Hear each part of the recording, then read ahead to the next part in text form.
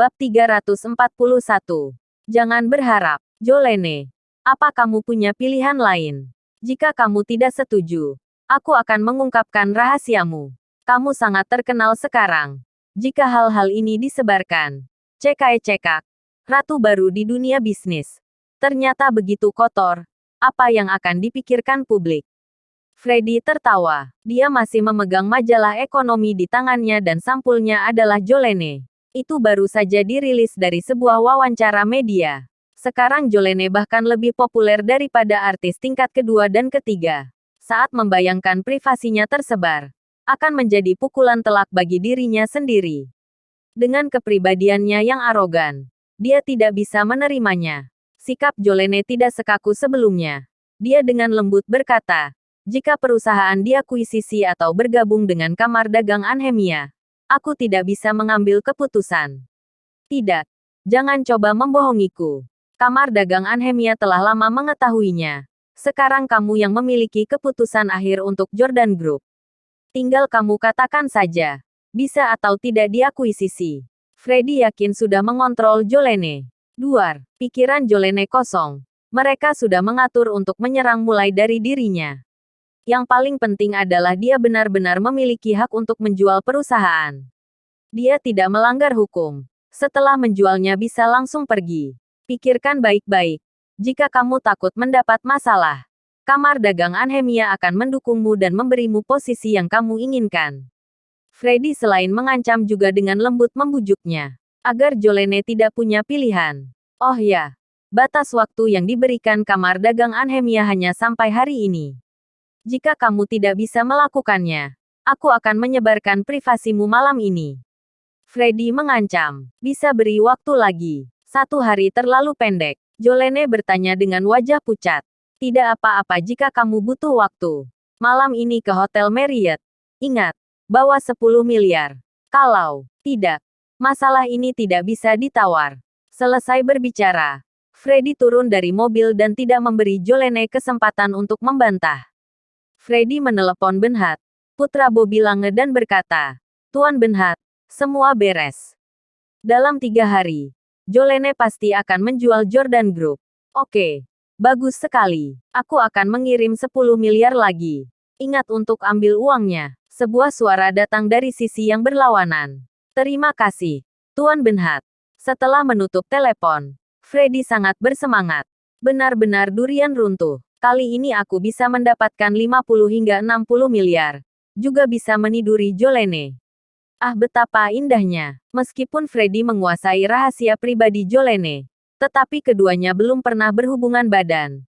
Jolene sudah menemukan bahwa dia berkencan dengan 7 atau 8 gadis lainnya. Freddy sudah lama ingin tidur dengan Jolene. Akhirnya kesempatan ini datang.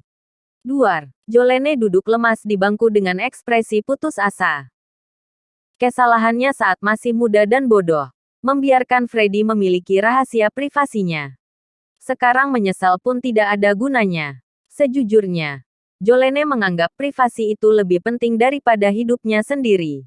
Jika hal-hal ini terungkap, Jolene akan melompat dari gedung. Apa yang harus aku lakukan? Menjual Jordan Group. Jolene benar-benar tidak tahu harus berbuat apa. Lupakan saja. Kembali ke perusahaan dulu. Jolene juga mengerti apa artinya menemui Freddy malam ini. Pasti harus tidur dengannya sebelum dia setuju untuk menunda. Dalam perjalanan kembali ke perusahaan, Jolene tampak linglung.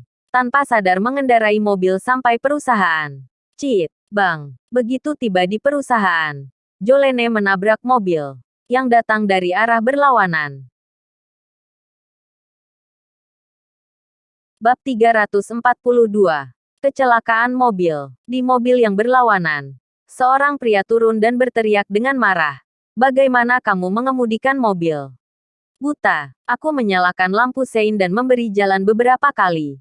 Kenapa masih menabraknya? Hah, Jolene. Baru pada saat itulah Nathan menyadari bahwa orang yang menabraknya adalah Jolene. Dia baru saja memarahi. Si bodoh ini tidak fokus mengemudi. Dikira jalan ini milik bapaknya. Tidak disangka itu Jolene. Mendengar raungan Nathan, Jolene baru tersadar. Ah, ada apa? Sial. Kamu melamun. Kamu menabrak mobilku. Nathan berkata dengan dingin. Dia menyadari Jolene sedikit berbeda hari ini. Gadis ini sedang linglung. Apa yang telah terjadi? Ah, maaf. Setelah keluar dari mobil, Jolene baru menyadari dia telah menabrak mobil. Pada akhirnya, dia menelepon bengkel mobil untuk menderek kedua mobil itu pergi.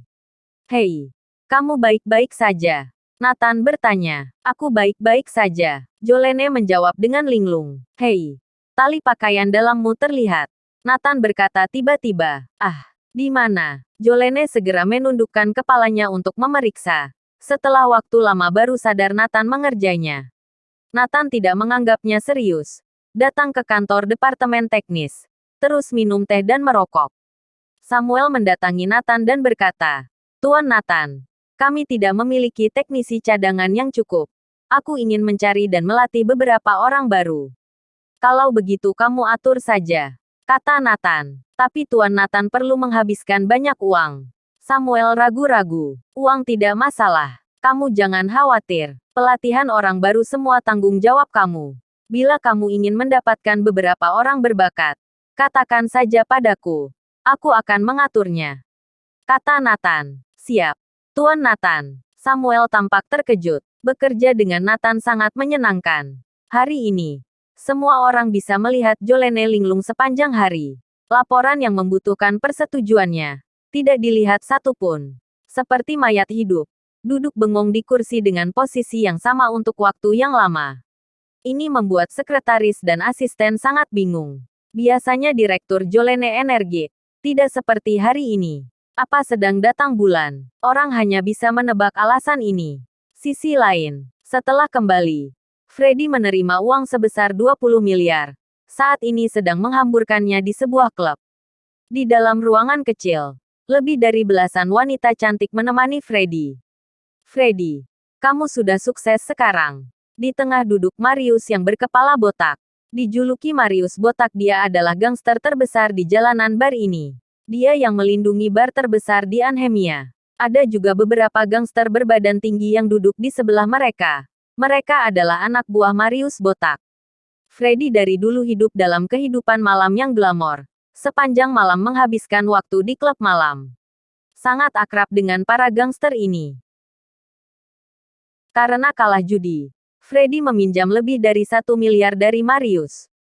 Setelah tidak ada jalan keluar, baru melarikan diri ke luar negeri. Setelah Freddy kembali langsung melunaskan utangnya serta mengundang Marius untuk minum. Kak Marius, beri aku nomor rekeningmu. Aku akan segera transfer uangnya. Sekarang di mata Freddy uang 1 miliar tidak ada apa-apanya. Kedepannya jika ingin berkembang di Anhemia, tentu perlu memiliki hubungan yang baik dengan Marius. Marius sedang merokok.